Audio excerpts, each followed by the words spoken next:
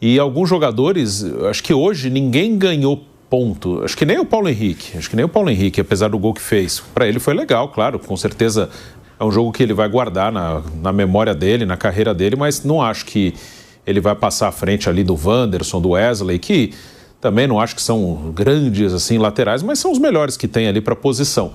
Mas eu acho que o jogo de hoje tirou alguns jogadores ali, né? O Fabrício Bruno ficou mais destacado porque teve o erro individual e os gols, né, que aconteceram.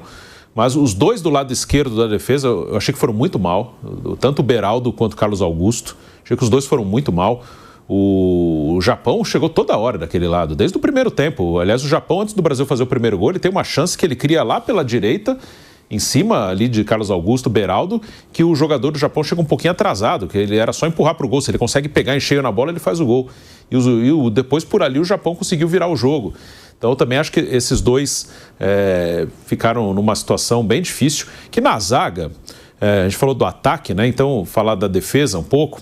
Acho que na zaga tem 3 zagueiros que estão na Copa, óbvio, Militão, Marquinhos e Gabriel Magalhães, os 3 estão na Copa, e acho que tem disputa por posição entre eles ali, 2 dos 3 vão jogar, acho que o Gabriel vai brigar de igual para igual com o Militão e com o Marquinhos, né, o zagueiro titular do Arsenal, que joga bem na seleção. A lateral, pode acontecer, vai jogar os 3. E aí acho que tinha uma 4ª vaga aberta.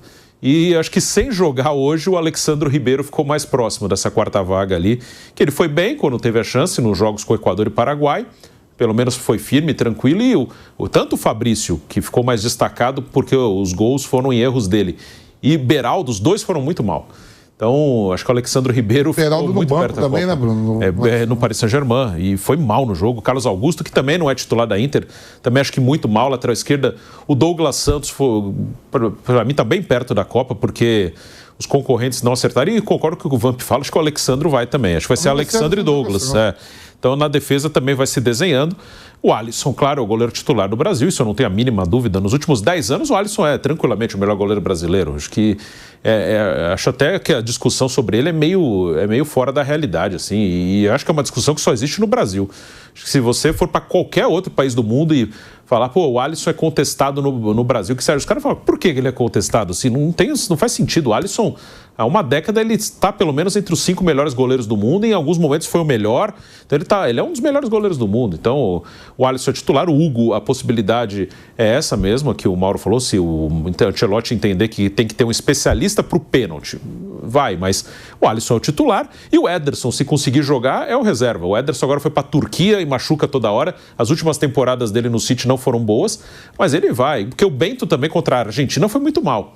O Bento foi mal contra a Argentina também, por isso eu acho que o Hugo não está totalmente fora, porque o Bento, quando jogou, também não foi bem. Foi bem contra a Inglaterra e Espanha lá atrás com o Dorival, mas contra a Argentina, no último jogo do Dorival, a Argentina foi muito melhor coletivamente, não foi por causa dele, mas eu achei que ele foi mal, em pelo menos 2 gols da Argentina ali ele foi mal, então ele também não foi bem. Então é uma vaga aberta, mas na Copa jogam 15 e 16, vão 26, mas vão jogar 15 e 16. Os outros podem até participar em algum momento. Na última Copa o Tite chegou a colocar todo mundo, porque ele teve o 3º jogo com o Camarões já classificado, ali ele meteu um time reserva, e o jogo com a Coreia também matou no primeiro tempo e deu para colocar gente que não tinha jogado. Mas para os caras jogarem. Mas nos jogos para valer, jogam 15 e 16. E esses aí o Ancelotti já tem. Acho que isso aí já está muito bem definido. Bruno, já está definido, mas para mim deviam estar jogando. Esse é o negócio. Esses caras têm que jogar. Senão a seleção brasileira nunca vai apresentar um futebol melhor, na minha opinião. Fica muito rodízio, muito testezinho. Eu vou dar um exemplo aqui. Raramente você vê jogo da França e o Mbappé não está jogando. Raramente você vê jogo de Portugal, os principais jogadores não estão jogando. Da Espanha, o Yamal não está jogando. Não jogou agora porque estava lesionado. Aí no Brasil, fica esse negócio de rodízio, fica esse negócio, vamos testar, chega de testar. Teste jogador em treino, jogar, tem que entrosar, na minha opinião, o time titular da seleção brasileira. O Fabrício Bruno, que eu falei, que pra mim fez um vitimismo que não tem que se fazer sendo jogador de seleção brasileira. Peço que as pessoas não sejam covardes. Meu amigo, errou, aceita. Leva a porrada, administra e continua. Jogador de seleção brasileira não pode. Ai, você atacado. Ai, não sejam covardes. É falar pro treinador. É falar, Ancelotti, desculpa não não faço a minha avaliação apenas baseado nisso, tudo bem. Agora, ficar fazendo vitimismo, ainda mais por causa de um jogo fajuto, amistoso contra o Japão, né? Que a CBF precisa fazer esses amistosos aí e ainda escolhe adversário baba para ganhar e consegue perder. Mas vamos ver aí o que disse o Fabrício Bruno, né? Ele foi para a zona mista depois do jogo. Eu vou pedir pro Kaique botar aí na tela a arte, porque o Fabrício Bruno, ele disse o seguinte após o erro: foi um lance de infelicidade. Gostaria de pedir desculpas. Ressaltar também que isso não me define como jogador. Toda a minha carreira até aqui, sempre passei por dificuldade. Pé de apoio ficou longe. Acabei ficando sem força. Erro meu. Assumo a responsabilidade e peço desculpa ao torcedor brasileiro. É filtrar o momento, sentir a dor, mas manter a cabeça erguida. Sou grato a todos que me ajudaram nesse momento difícil. O jogador nunca quer falhar, mas só acontece com quem está lá dentro. Hoje foi o meu dia. Um erro não vai me definir como jogador. Podem querer rotular, criticar, faz parte. Peço que as pessoas não sejam covardes de ficarem me crucificando por causa de um erro. É pedir desculpas e trabalhar. Aí, velho Vamp, não é ser covarde, mas ele foi o maior culpado da derrota da seleção brasileira. Isso não é ser covarde. Isso não é crucificar. Isso é ser realista, Marcos André. As críticas vai vir em cima do jogo de hoje, né, Tico? Vai querer que saia, Fabrício Bruno, nota 8. Não. Houve o erro, um erro que saiu o gol do Japão, e o Japão cresce no jogo, depois ele ali participa, vai tentar tirar a bola, e acaba fazendo quase um gol contra, depois tem outro lance que o cara dribla ele no mano, e aí ele fica inseguro, né? Pela a nota de hoje, a régua de hoje, ele não foi bem. Então ele vai ter que aceitar essas críticas no jogo de hoje. Se amanhã ele voltar a jogar bem ou jogar mal, vai ser falado sobre o jogo. Então, no jogo de hoje ele foi muito mal. Como eu acho que o Beraldo também falhou no cruzamento lá, que saiu o terceiro gol. Agora, Vamp, para você que já esteve em seleção e você sabe como funciona, um jogador às vezes perde uma vaga em seleção por causa de um jogo como esse, ou não? Perde. Ou nenhum treinador leva em consideração um jogo? Perde. Se é o Marquinhos que faz isso, não dá nada. Se é o Militão que faz isso, não dá nada, porque são titulares absolutos da seleção. Para quem está buscando espaço, pede espaço. Olha aí, Mauro César Pereira. Então, você também acredita que Fabrício Bruno e Hugo Souza hoje podem ter perdido um pouco da pontuação que eles têm para disputar a Copa pela seleção brasileira? Isso é meio óbvio, né?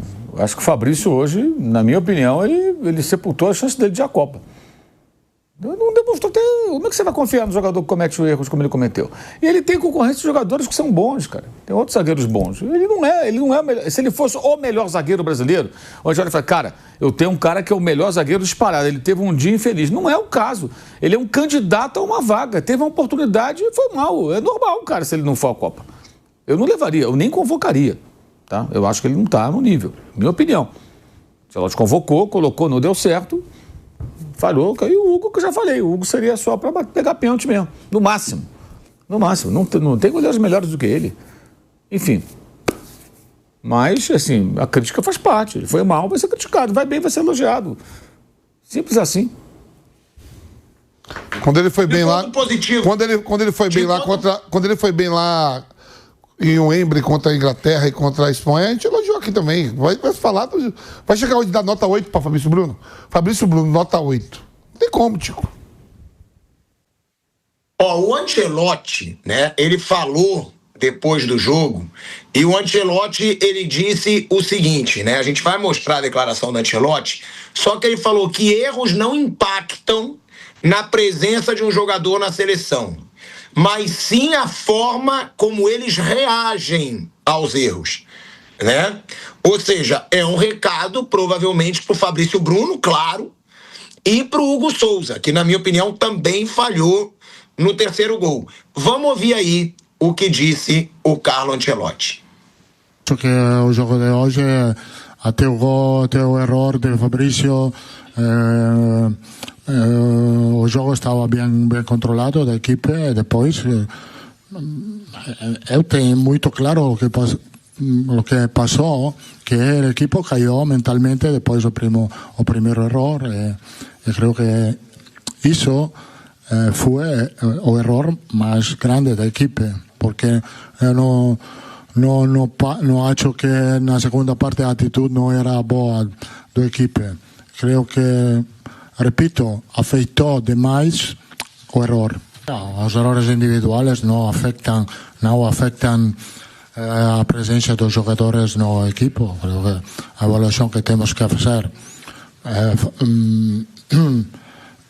é a reação da equipe depois do primeiro erro, que não ha sido boa, porque hemos perdido um pouco de equilíbrio no campo, hemos perdido um pouco de boa atitude, de pensamento positivo. Então, aí creio que, como disse, é a boa aula para o futuro. Mauro César Pereira, Ancelotti disse, os erros não vão impactar. O que vai impactar é a forma como eles reagem aos erros. Dá para acreditar nesse discurso ou não? E Mauro, Ancelotti, você falou que num determinado momento do jogo o Brasil foi desorganizado. Também tem que ser criticado por esse jogo? Ou não, porque não colocou o time titular e aí não dá para exigir um time tão organizado? O time toma uma virada do Japão, ele pode ser criticado, claro, pelas escolhas dele, pensando do ponto de vista do jogo. Tentando entender o contexto da experiência, buscando algo maior que a Copa do Mundo, a gente pode até entender. Então, a crítica pontual ao Ancelotti no jogo de hoje, acho que ela é válida, evidentemente. E sobre os jogadores, é claro que ele não vai chegar na coletiva e falar assim, olha, o negócio é o seguinte, fulano falhou, não vou mais chamar, tô pé da vida com o cara. Ele pode até pensar isso, mas não vai falar, né, gente? A coletiva ele vai dizer, não muda nada, mas eu acho que muda. Claro que muda. Então, para que tem teste? Você tem teste, é ver como o jogador se sai, em todos os sentidos. Se ele se sai bem numa determinada situação, naquilo que você determinou para ele como tarefa dentro de campo. Agora, o cara erra em lances capitais, goleiro, zagueiro, lógico que você fala, cara, testei o cara e o outro lado também vale. O Bruno lembrou do Alexandro, não, do Flamengo, o Alexandro, do Lille, zagueiro, né? Não lateral. Foi o contrário. Ele entrou, jogou bem, surpreendeu a muita gente que não se esperava. Não é um jogador badalado, né? Não joga num dos principais times da Europa. O Lille é um time importante da França, mas é um time secundário no cenário europeu, não é um time de tanto destaque. Foi até campeão francês há 4, 5 temporadas, né? Na pandemia, né? 2021, se não me falha a memória. E agradou tanto que passou a ser um nome muito bem recebido se for convocado para a Copa do Mundo, porque ele foi bem. É assim que funciona, né? Ainda mais numa situação que estamos falando de um técnico que ele não passou o ciclo de Copa do Mundo vendo os jogadores, ele não conhecia muitos jogadores. A vida do Ancelotti era o Real Madrid, os jogadores do Real Madrid, quem ele tem interesse que ele vê para o Real Madrid contratar e os adversários que ele está enfrentando, ele está estudando jogadores. Muita gente, a maioria dos atletas convocáveis para a seleção brasileira não eram jogadores assim vistos com frequência por ele. Ele passa a observá-lo com uma atenção maior, com o olhar de convocador, de selecionador, quando ele vira técnico da seleção. Isso tem meses. Tem meses. Então, assim, é tudo muito rápido, muito rápido. E aí as escolhas têm que ser certeiras. E aí é aquela questão. Uma coisa é ver o jogador atuando e você convocá-lo. A outra é você tê-lo sob seu comando. Em todos os sentidos.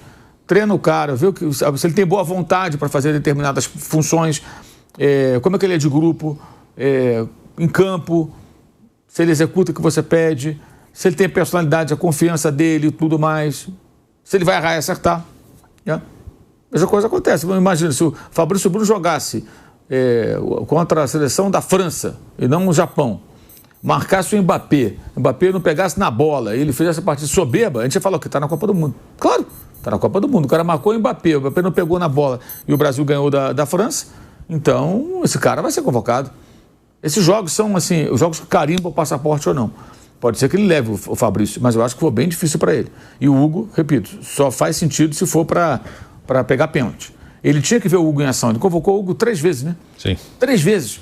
Tem que ver, tem uma hora que tem que botar para jogar. E o que ele viu? Um goleiro inseguro, que ele é um goleiro inseguro. O Hugo não é um goleiro tão seguro, é um goleiro de muitos altos e baixos. Essa é uma realidade, gente, não adianta. O pessoal sempre mistura coisas, acha que tem clubismo. Não é só ver os jogos do Corinthians, ver ali o goleiro de altos e baixos. E o goleiro tem que ser... O goleiro é o Alisson, né, gente? Mas, para mim, isso aí é uma discussão até meio maluca. O Alisson é disparado o melhor goleiro brasileiro. E eu acho que eu não descartaria o Ederson, apesar de ter ido embora do City. É um goleiro experiente, é um goleiro que tem vivência de seleção. Não dá para descartar, não. Se o Guardiola não quis mais, é um problema do Guardiola, né? Eu gostaria de tê-lo se eu fosse escolher para jogar no meu time. Pô, você quer o Ederson goleiro? Quero, claro que sim, sem dúvida alguma. Foi para a Turquia, porque o City passou também por uma grande reformulação, né? Uma grande mudança, então muita gente acabou espirrando fora. Não significa que os jogadores não sirvam. O De Bruyne foi embora, gente. Se o De Bruyne fosse brasileiro, alguém não convocaria o De Bruyne? Meteu 2 ontem. Não, sério, se ele fosse brasileiro. Óbvio. O Guardiola mandou o De Bruyne para o Napoli. Alguém não convocaria o De Bruyne? Pô, claro que convocaria. É evidente que convocaria. Ele estava na Copa do Mundo com a camisa 10 do Brasil, se ele quisesse. Ou outro número, se ele preferisse outro número. Mas é o óbvio, né? De Bruyne ou Paquetá? Não, o Paquetá é um bom jogador. O De Bruyne é um jogador do primeiríssimo escalão. Mas o Guardiola não quis mais. E entre outros que foram embora. O Jack Grealish foi embora pro Aston Villa. Está no Everton. O Everton, perdão. Um jogador que custou 100 milhões de libras. E foi embora. Então o Guardiola pegou, dispensou uma galera. O Walker foi embora. Kyle Walker, trocou o Walker bastante. Já foi emprestado, depois voltou, foi embora. Mudou tudo. Agora, eu acho que tem goleiros melhores e tem zagueiros melhores. E eles não aproveitaram bem a oportunidade. Tivessem feito uma grande atuação. Se o Hugo hoje, tá, tem uma atuação sensacional, imagina, a falha do Fabrício Bruno, o Hugo consegue defender o chute. Depois daquela bola que ele falhou, ele faz uma defesa, queima-roupa, defende, não bate no peito dentro do gol. Defende a queima-roupa. A outra que ele quase botou para dentro do gol, ele vai fazer uma defesa segura. Aí tá cheio de elogio agora. Se na bola que o Fabrício soltou, ele dá um salto lá e consegue dar um tapa na bola e defende e fala, cacete, olha só o Hugo, cara, olha que defesa. Eu chegaria a falar assim, olha, eu acho um goleiro inseguro, mas a atuação dele hoje foi de goleiro de Copa do Mundo. O Valdir Pérez, na Copa de 82, o Valdir Pérez era muito questionado. O primeiro goleiro do Tele foi o Raul. Aí tinha uma história que o Raul não gostava de treinar e tal, não sei se você lembra, todo mundo Tele parou de chamar o Raul. Tinha Leão, tinha Valdir Pérez, Paulo Sérgio, que foi levado para a Copa Goleiro do Botafogo e tal, enfim. Mas o Valdir, ele não tinha confiança de todos. Tinha confiança de parte da empresa de São Paulo, da torcida do São Paulo Futebol Clube e tal. Mas era um goleiro questionado. Aí tem 2 jogos que ele vai bem. Um jogo contra a Alemanha, 2 jogos contra a Alemanha, que ele pega a pênalti do Paul Breitner, lá da Alemanha. E o jogo do Maracanã, que é 1-0 gol do Júnior no passe do Adílio. E que ele faz algumas defesas incríveis. E uma numa finalização do Rubens, centroavante grandalhão lá da seleção da Alemanha ocidental na época. E que ele faz uma defesa extraordinária. Depois do jogo o Tele pergunta ao Tele, vocês queriam um goleiro da Copa? Tá aí. Vai ser esse aí. E ninguém mais discutiu o Valdir Pérez. Não se discutiu mais, porque o cara fechou o gol, pô. Então existem jogos que carimbam o passaporte do cara para a Copa do Mundo. E tem jogos que descartam jogadores. Hoje pode ter sido isso. Né? Tá com a decisão com o Carlo Ancelotti, mas infelizmente é assim, porque o tempo é curto. E nesse caso é bom lembrar, o tempo é mais curto. E o Fernando Diniz e o Dorival, que antecederam o Ancelotti, eles conhecem todos esses jogadores praticamente. Estou tirando assim o Alexandre Liri, que foi embora muito cedo e não se acompanha tanto aqui. Todos eles viram jogar no Brasil e indo para a Europa, praticamente todos. Então há uma familiaridade maior com os atletas. E eventualmente vê jogando nos clubes europeus. O Ancelotti estava voltado para o Real Madrid, para uma outra realidade. Aí ele tem que selecionar jogador para todas as posições nascidos no Brasil. É um trabalho que começa do zero, cara. Ele não tem essa profundidade, não tem como, a vida dele é outra. É a mesma coisa que você pegar hoje por exemplo, pega um técnico brasileiro aqui, um técnico aqui no Brasil, vamos pegar aqui o caso, vou pegar Abel Ferreira. Abel Ferreira amanhã sai do Palmeiras, ele vai treinar uma outra seleção, uma seleção europeia, ele vai treinar a Bélgica. Ele está acompanhando todos os jogadores belgas? Não está acompanhando. Né? Digamos que amanhã ele tem, seria uma tremenda oportunidade, a Bélgica hoje é uma seleção importante, né? Já de algum tempo. Claro que não, ele está vendo o Palmeiras, está vendo jogadores do Palmeiras, adversários do Palmeiras. E ele é europeu ainda, né? Sim. É isso. É isso. Não vê jogo do Bruges, não vê jogo de um Exato. belga que joga num time pequeno da França. Exato, ele não está observando esses caras. Por quê? Porque o trabalho dele não é esse, não tem como você observar isso. É muito específico, quero dizer. O trabalho de selecionador, né? Numa seleção, obviamente, o nome já disse, ele é muito específico. Porque você tem que estar muito atento a jogadores daquela nacionalidade. Quando você é brasileiro, você já conhece mais os caras. Quando você é estrangeiro, você tem que começar a conhecer. E ele teve um tempo até que muito curto. Então ele não pode errar. Não pode errar. Se ele conhecesse, de repente, a trajetória inteira do Hugo, talvez ele não chamasse. Porque o Hugo é um goleiro irregular desde o tempo do Flamengo. Por que ele não ficou em Portugal? Porque ele não se firmou em Portugal. E no Corinthians tem atuações fantásticas e outras ruins. Enfim, ele está conhecendo agora, vendo jogar aqui no Brasil. Alguém acha que ontem ela está vendo o Hugo jogando no Flamengo lá com o Paulo Souza, né? Ele pode ter se encantado como o Paulo Souza se encantou também. O Hugo tem todo o porte para ser um goleiraço. O cara é grande, tem envergadura, ele tem assim, elasticidade e tal. Mas tecnicamente eu acho que ele ainda comete muitos erros, né? E hoje foi o que aconteceu. Não é ser contra o jogador, é uma avaliação absolutamente técnica, gente. É isso. E essa de jogos garantirem vaga na Copa que o Vampeta ganhou, isso foi muito claro. Que também o Felipão já conhecia melhores jogadores, né? Já trabalhava aqui, mas ele assume há um ano da Copa. Gilberto Silva, Kleberson, Anderson Polga, Kaká se garantem na Copa em amistosos com Bolívia, com Islândia, com Arábia Saudita. Aqui no Brasil, data FIFA, fora da data FIFA, só com os jogadores que atuavam no Brasil. E eles foram para a Copa aí. E o Gilberto e o Kleberson acabaram a Copa como titulares. O Kleberson foi convocado pela primeira vez em 2002. Nesses amistosos aí, só com jogadores que atuavam no Brasil contra Bolívia e Islândia. O Vampeta participou contra a Islândia também, né? Então, ali eles se garantiram. Então, tem jogo que garante, tem jogo que tira. O Ronaldo Fenômeno na Copa de 94... Ele pegou a última vaga no jogo com a Islândia também. Que ia ser do Evair. Ele faz gol. O Evair foi para a eliminatória. O Ronaldo entra contra a Islândia, faz gol, e aí ele vai para a Copa do Mundo. Como alguns exemplos, teve o jogo Brasil-Argentina, aí era Argentina, mas era um amistoso, Maracanã, véspera da Copa de 98. Para mim ali, que eu me lembro, o Kleber perde a vaga na Copa ali, o zagueiro, que era do Palmeiras, gol da Argentina em cima dele, gol do Cláudio Lopes. E aí o Zagallo tira o Kleber. O Zé Elias, acho que perde ali também a posição que ele foi titular e o time Brasil perdeu. E o Raí também perde nesse jogo. Vai ser vaiado. É vaiado. Ele traz o Raí perdeu a posição na Copa de 94, aí traz o Raí depois de muito tempo. Ele joga esse jogo com a Argentina às vésperas da Copa de 98, o Maracanã vai, o Raí vai mal, e aí o Zagallo não leva mais. Então... é muito rápido, então às vezes um jogo bota o cara na Copa e um jogo também tira o cara da Copa, mesmo que não seja um jogo assim tão importante, um amistoso assim, isso acaba, pela falta de tempo, não tem o dia a dia, acaba determinando sim.